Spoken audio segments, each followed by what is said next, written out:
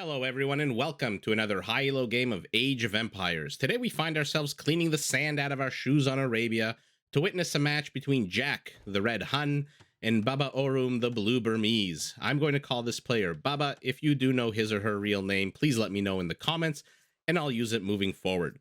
Now, while the players explore their immediate surroundings, herd their herdables, and try to go up to feudal as fast as possible, let's take a look at the Civ matchup we can expect today. Huns, always fun to watch, very fast, very hard-hitting civilization. You don't need houses. You already start. Take a look at the top of your screen with 200 population. Cavalry archers get cheaper as you progress. Trebs are more accurate. Stables work faster, and their unique unit, the Tarkin, demolishes buildings like you've never seen. On the other hand, is a fairly interesting civilization. I personally don't know what to make of this. The online community, if you read any posts on Reddit, is split, I would say, fairly down the middle about how powerful the Burmese really are. Now, they have two fairly decent non-military features. At the beginning of the game, you can see on the map where all the relics are located. So I'm going to take a look at their perspective, and as you can see, it shows you the exact location of all 5 relics on the map. In addition to that, all lumber mill upgrades are free and you get them automatically. Now, military-wise, the Burmese can actually pack quite a punch. They have much stronger elephants than average that have +1 additional armor, and you can research a further +1 armor for them. Their infantry get a boost with a +1 attack upgrade every age in feudal, castle, and imperial. So at the end, when you reach imperial, your infantry do have a +3 attack. And their cavalry can be made stronger with a possible +5 attack against archer units. Now, they're categorized, funny enough, as a monk civilization because their monastery techs are half price. I don't know if that's enough to really qualify them as an infantry, or rather a monk civilization, but it is what it is. Now, this is where the community starts getting split. Their unique unit, the Arambai. It is a strong but slow mounted unit that throws, of all things, darts at their opponents. Now, the accuracy of those darts is dog shit. I think the base Arambai accuracy is 20%, and it goes up to a whopping 30% when you upgrade them to elites.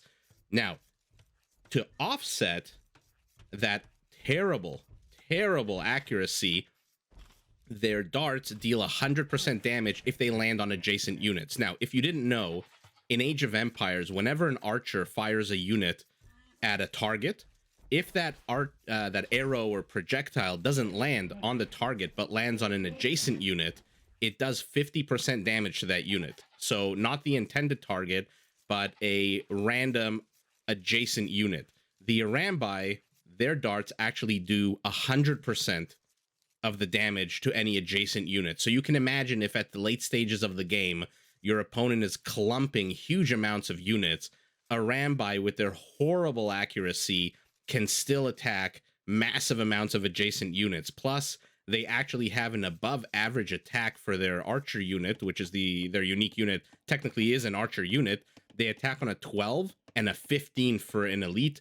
Plus, they get all of the offensive upgrades for archers. So all the plus attack. However, they are missing the last 2 defensive upgrades for archers. So they are quite flimsy, but they can pack a punch. Now, let's see the bases that our players started with. We'll take a look at JackK's. This is a fairly open map. I mean, he can wall on the west quite easily because of this pile of gold. That being said, the location of the gold is terrible.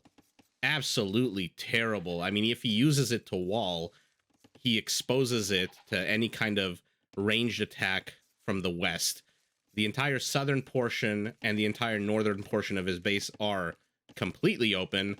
There is a hill here that I would recommend he take, just because you don't want that to fall into the hands of your enemies. But overall, a fairly open base. Blue working with the exact same problem here. I mean, this is easier to wall off, this area between the woods, but the entire eastern portion, the entire northern portion of his base is open. His gold is situated in the back, but look at how exposed it is. So both players, I would say, equally disadvantaged when it comes to situational presence on the map. And if we zoom out, let's take a look at the actual map itself. So from Red's base to Blue's base, I would say is a fairly medium distance for rush. Plus, there's a whole range of mountains here along the middle. This is like the like an escarpment of mountains. So whichever player claims these first will have an advantage by virtue of claiming the high ground. We'll see how interested the players actually are in doing that, or whether they just want to beat the shit out of each other with military units. Time will tell. As I ramble, both players are now on to feudal age. Infantry upgrades going down for our Burmese. As I said, let's take a look at the units. They should have a +1 attack. There we go, 4+1, even though he hasn't researched a single upgrade for them just yet. So that's the power of Burmese. They're classified, like I said, as a monk/infantry civilization. I would very much also classify them as a cavalry and as an archer civilization myself, but, you know, it is what it is. For now, they are trying to get into the gold line. They will fail. How much of Red's base has Baba seen? Okay, so he's seen he's seen the location of the wood in the back, so he knows exactly where to go to attack. Has not seen the wall off to the south or this additional lumber mill, but he's going to see it right now. Perfect. So Blue has an amazing sense of where Red's base is and all the various avenues of attack. He sees that it's not walled in the far east. He sees that a wall is starting to the south. And now archers are out for JackK, and these archers are going to zone out these infantry ASAP. They are not going to get anything done. On the other hand, what has JackK seen? JackK has seen parts of Baba's base. I mean, he's seen this giant open space to the northwest. He's seen the eastern portion, the beginnings of a wall off, but he has not scouted the southern portion at all. Yeah, so advantage here to our Blue Burmese player. That is going to be a tongue twister for me. I apologize. I'm probably going to screw that up a whole bunch. For some reason, he enters the kill zone of the town center. He says, you know what? I'm coming in with skirmishers. I don't care if you nibble away at their HP. But a decent amount of aggression coming out of our Burmese player. He's got 7 skirmishers, a spearman, a man-at-arms, and the original scout from the beginning of the game. Opposing this to defend the base, JackK has produced 1 spearman. Okay. He is fairly confident that he is able to defend. This is a problem whenever you have to wall off your mineral lines, your wood, your gold, your stone, etc. When you wall it off, it's amazing against melee units, but it's horrible against range units. You essentially create a kill zone for your opponent, and then when you demolish it to escape, now you're exposed to melee units. So, like everything in Age of Empires, there's never one right answer. Everything causes a ripple effect. Villagers shooing away. Feudal Age armies are notoriously weak. I mean, they're harassment, annoyance tools at best. I don't see any permanent damage here being done. JackK is up to a massive 3 skirmishers against the 10 military might of Babaorum's Burmese army, which is now coming forward with his spearmen. Let's see what he gets that. I mean, these spearmen are not going to get anything done against structures. We know that. What do they attack on? A 3. But he's got a bunch of them, 8 of them with a spear. Has to be careful not to lose the scout cavalry or the spearmen, which can get picked off very easily by JackK's own spearmen. Archer upgrades going down for JackK. Archer upgrades already researched for Baba. And what is he doing behind this? So while he distracts JackK at home, what exactly is he doing in his home base? Where are these guys going? So they've got axes in their hands. I suspect they're going to be chopping some wood. There we go. Lumber camps securely and safely in the back of the base. He has nothing to worry about. He is the one putting the pressure. He's the one dictating the pace of the game. Found himself a juicy, juicy woodline, but has to be careful. This is a kill zone if I've ever seen one. Where is Red? Why is he not capitalizing on this? Okay, he's making his way over. He needs some kind of melee units to trap these skirmishers, and he will just eviscerate them. Did they even get a single kill? I don't think so. A spearman coming to help, but here we go. 3 scout cavalry. Oh, what a terrible, terrible move here by Baba. He will lose all of these spearmen. I don't think even Jack even needs to bring his own spearmen here. These scout cavalry will do the job plenty good without them. He doesn't need to risk or even lose. I mean, needlessly loses one. But look at this graveyard of blue skirmishers. Baba way overstayed his welcome, and on top of that, trapped himself. Resource-wise, he is, though, going to be going up to castle first. He's sitting at almost 700 food, has the gold that he needs. Jack, on the other hand, has Jack in the bank. He's got 27 gold and 350 food. Okay, very interesting. I would have perhaps chosen to put the watchtower on the high ground here for 2 reasons. Number one, the extra attack damage, but also just to claim the high ground so your opponent doesn't. But either way, a good decision by him to zone out any kind of aggression, any follow-up aggression. But he is now on the map, and he is now the one putting the pressure on our blue Burmese. Behind this, Jack is gathering a whole bunch of food. Let's see how much gold he starts mining and how quickly he's got 5 on gold, while his army here is being annoying. Catches a random archer that's coming from the range. Great back and forth by both players. Another stable going down. Stable. How many stables do we have for our Burmese player? 2 stables and an archery range and a barracks. I mean, this is cute. He's going to get a farm, or probably decides not to. I mean, he technically has the better army, right? He's got the skirmishers, which will just completely counter these archers. And he's got 4 scout cavalry to 1. So military count here very much in favor of Jack, who has now also clicked up the castle.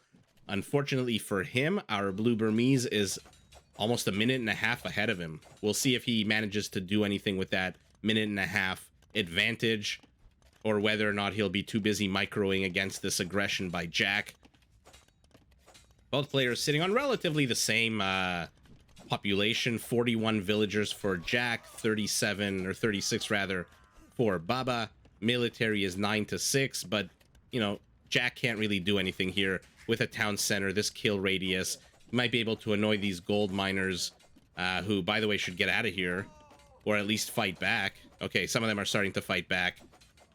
Here comes the first knight for our Burmese player. And let's see if he manages to shoo away this force. He's got 2 knights onto the field now. These scout cavalry are going to just melt. Absolutely. Okay, so perfect hold here by our blue Burmese. The knights are not going to catch these scout cavalry. Oh, I apologize for that, but they don't have to. They just have to shoo them away. Good reaction here by Baba.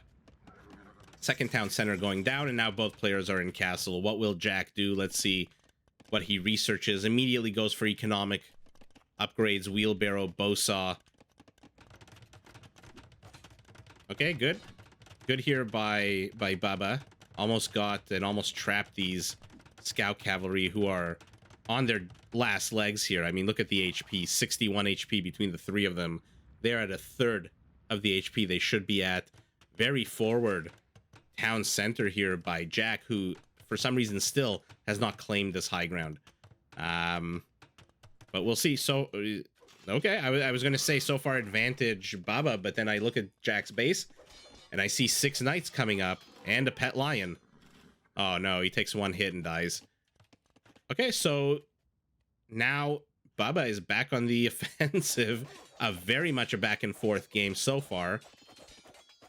That knight is going to get a villager, 2 for his troubles, 3 kills total. And now red knights are going to kill blue knights, or at least try 1 more hit. We'll see if he gets him. Shoos away the scout cavalry still.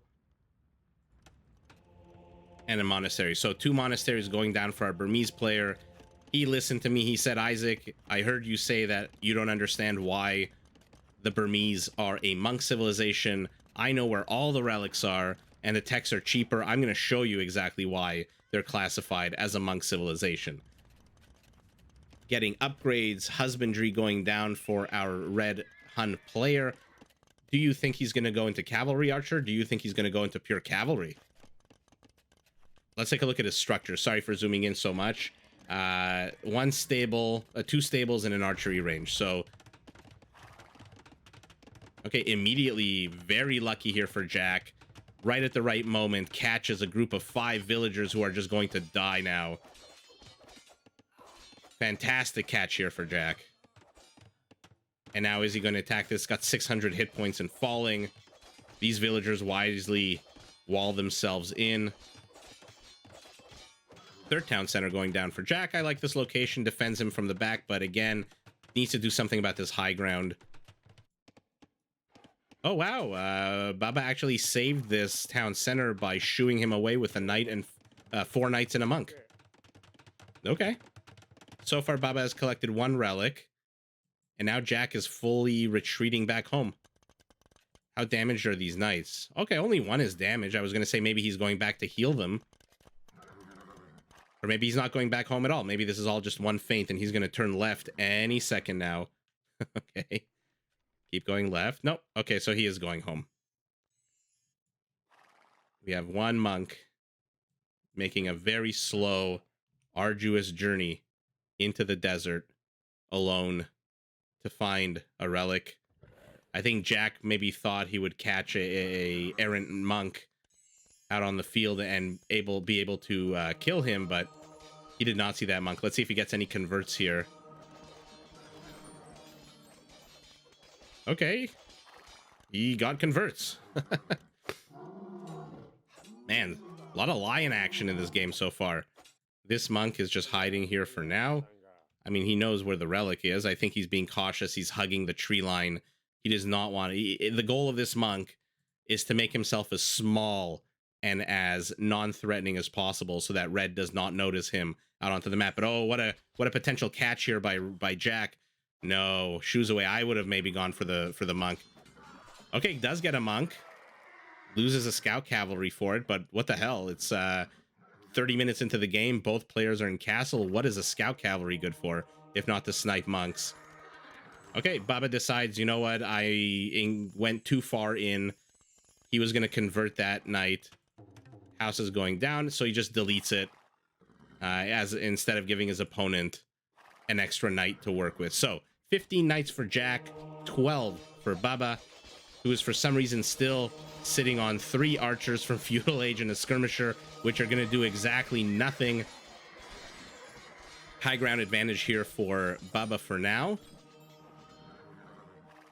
And overall, a fairly equal engage. These camels do not seem at all perturbed by the violence going on around them. They are scary, psychotic camels. The things they've seen here in the desert. 1 monk goes down. 2nd monk goes down. 3rd monk goes down. Fantastic catch here for Baba, whose own monk, completely undetected, now managed to get the relic that was in the north of the map and is now heading home. He's sitting on 2 relics to Jack's 1. We have a zebra blocking construction of a castle.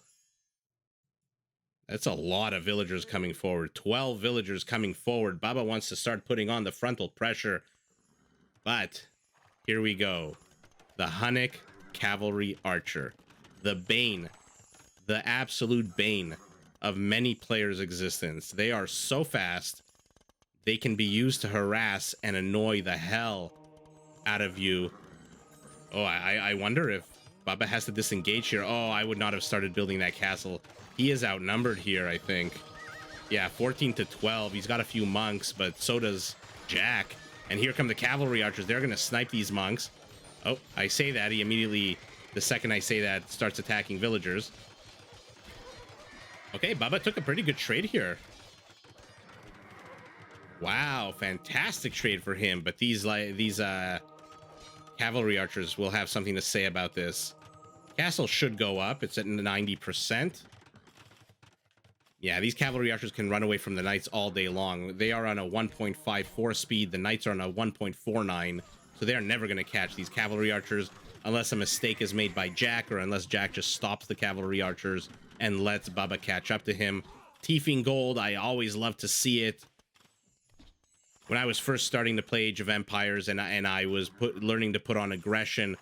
Oh yes, a Rambai, finally. Okay, good. We're gonna get to see some darts being thrown. As I was saying, when I was first starting to play Age of Empires in the late 90s, early 2000s, I was always very scared to send 12 villages forward because I was thinking, what am I gonna do with them? And then I started realizing, oh yeah, no, they can thief resources from your opponent. So what the hell? While you build structures, sorry, first you build the structures, then you start thieving resources, build houses, build other infrastructure, and then when you need to build another castle, oh, will he get the convert? He's got 4 monks on this one cavalry archer. Does not get the convert, but will lose 1 monk, lose a second monk, and here come the knights. The Arambai are not going to catch up to these guys. Also, I think their range is shorter, 5 to a 6. Oh my god, these archers. What are they still doing in the game? I mean, good for Bubba for the longevity of these archers, but my god, are they useless right now. Here he comes with a combo force of knights and Arambai. Only 2 Arambais. I wish we could see 20. Maybe we will. But what is he going to do with this force? While he does that, we'll keep an eye on these cavalry archers. My god, 16 cavalry archers just showed up in the back of Bubba's base. That being said, Bubba himself is looking to commit some war crimes here with the civilian population. And yeah, these knights are just going to shred through these civilians. Good catch by him. Oh no, these are all exposed. All of the cavalry archers are south. I mean, look at the villager count for Jack. Knocked down all the way to 75. Bubba's still on 107. But these cavalry archers, if he's not paying attention, and it doesn't seem like he's paying too close attention, they are going to destroy these knights. Oh my god. Wow, Hunnic cavalry archers. Okay, let's take a look at the upgrades. I just want to see what kind of armies we're working with. So these are a +2/+1. And let's take a look. Wow, they're still being annoying here. How many kills for this group? 20 kills so far. 21. 22? 22. Where are his knights? Now he's been knocked down to 5 knights. He's only got a +1/+1 on them. Here comes a second group of cavalry archers. I wonder what this is for. Frontal attack stalled, I would say. I mean, you've got this castle, but really, what are you going to do? There's only 2 relics in here. Wow, okay, so Jack says, I'm noticing that there's no more pressure on my base. I wonder if that means that you are out of military. Now, he guessed correctly. Baba is sitting on 18 supply to Jack's 41, but if you take a closer look at Baba's supply, it includes 2 archers and an unupgraded skirmisher. So we're really looking at around 15 supply to 40, and that 40 is in very much upgraded cavalry archers. That being said, you can't let the knights catch you here. Wow, he's getting a lot done with these cavalry archers. At the same time, like I said, 20 more coming in from Group B. Yeah, he's probably going to lead these knights straight to Group B so that they can snipe them from the high ground. No, don't go to the low ground. Okay, he does not care. He's got the quantity. He's got the critical mass here. +25, -25 attack, defense. He doesn't care. This many cavalry archers, I think, can one-shot a knight. Or if not one-shot, then come at least very close to one-shotting a knight. And yeah, he's still thieving gold, still being annoying with his own knights. Let's see how Baba plans to react here. I mean, he's already back up to 20 knights, going up to 28. He's going up to 7 scorpions, but these scorpions are slow. 0.65. They literally move 2.5 times slower than the cavalry archers, which is why playing against the Huns is just so annoying. Your micro has to be fantastic. Your control groups have to be amazing. Your ability to switch between offensive and defensive screens on your computer has to be amazing and super fast. Baba says, you know what? My turn to raid. I'm going to send in 3 knights. 1 dies immediately. Is he trying to catch reinforcements? I would maybe add a couple more to these cavalry archers if that's what he's trying to do. But yeah, he led Baba all the way back to his base, did Jack, and now he's gonna probably do a bunch of hit and runs. Let's watch the carnage. Baba splits off his knights. A bunch of them go north to kill civilians. The rest die here to the south. Oh my god, he got 3 of them. Town center and cavalry archers raining hell on the heads of these knights.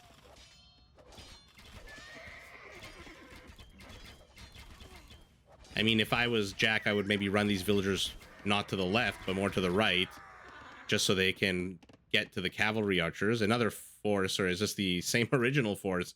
Oh no, he's going to catch a juicy gold line here. Yeah, he's got to get out of the castle firing range, though. Amazing catches here by Jack. Another cavalry force coming back.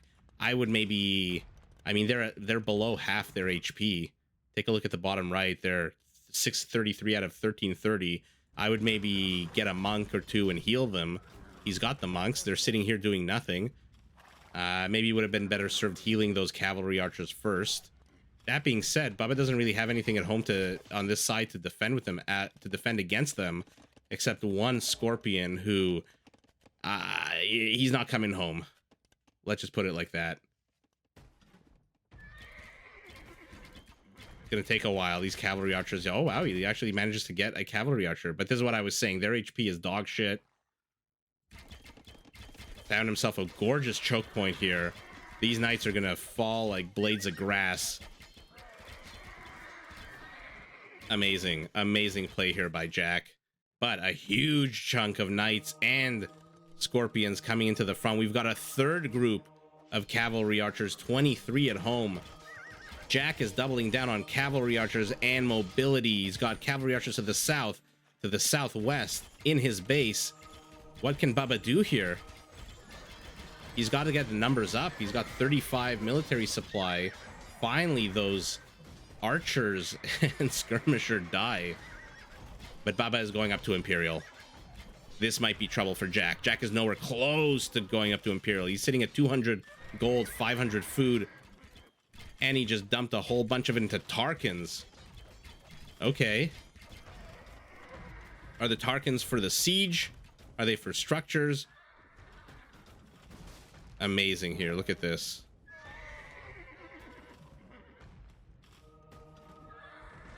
Oh no, I thought he was going to get that scorpion. Okay. You know what? For all of Jack's multi-pronged attacks, the south, the southeast, these clumps of cavalry archers, Baba has defended them quite well. He is now stabilized. He's shooed Jack away from his base. He's killed a whole bunch of units. Military count now has equalized.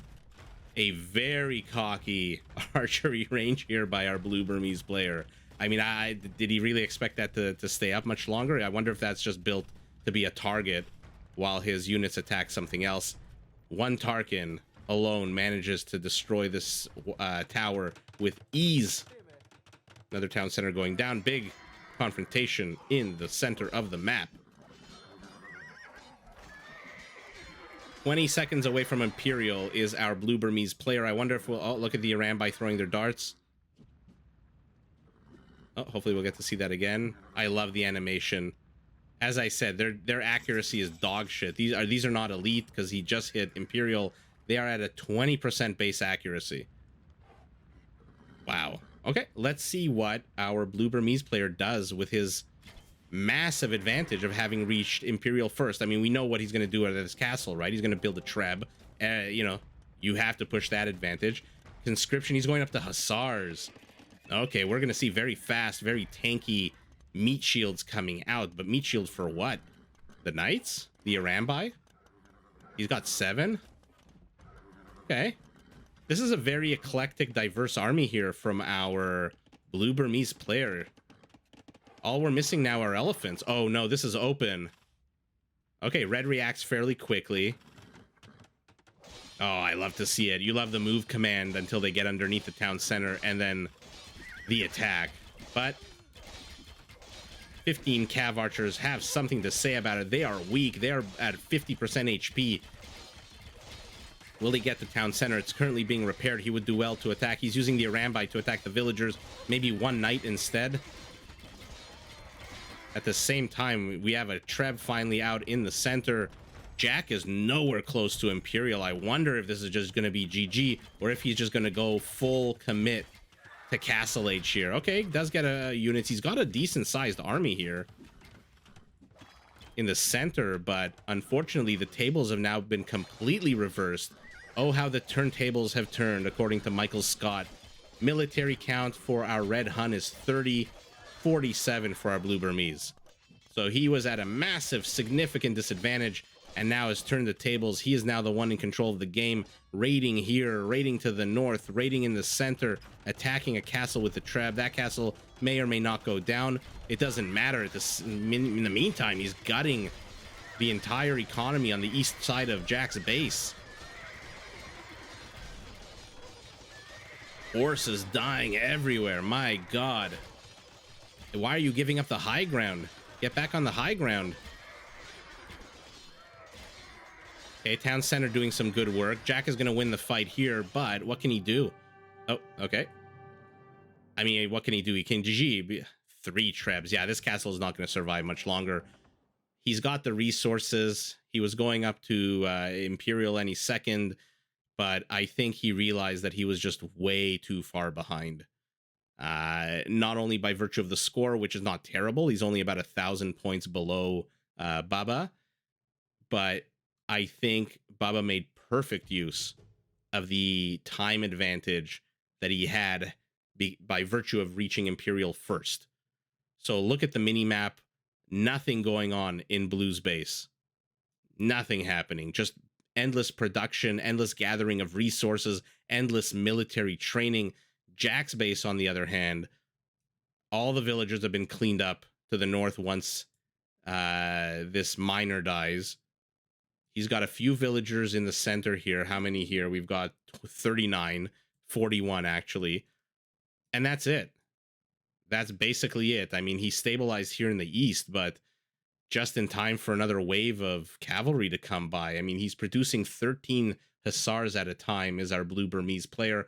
I wish we would have seen an elephant out of him, just because, you know, I love seeing elephant units. Who doesn't? As they slowly waddle with their tails and their big butts over into battle. But Baba reached Imperial first, put the foot on the gas, and just did not give Jack enough time to respond. Jack had the requisite resources for Imperial, but what was he going to do? He's got one castle here.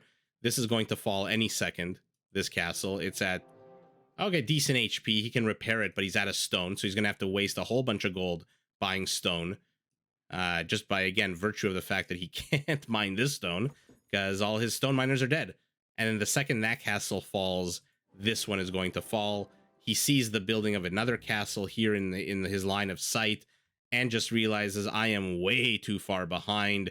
I do not have the gold piles to do anything even remotely resembling putting up a defense to this. So let's take a look at the resources he has access to. So far, nothing. Okay, we have one pile of stone here with 268 stone. I'm going to zoom out. I think I saw some gold. Yeah, and he's got 1,500 gold. Okay, so that's decent, but you have to build something. If you're going cavalry archers, you can't stay on cavalry archers. You have to go heavy cavalry archers. That takes a lot of gold. And this is what I was talking about, the disadvantage of having your gold in the front like this. Look at this. He completely hasn't mined it out, but he gave up the high ground. You know, Baba is not making the best use of this high ground by building 2 houses, but it doesn't matter.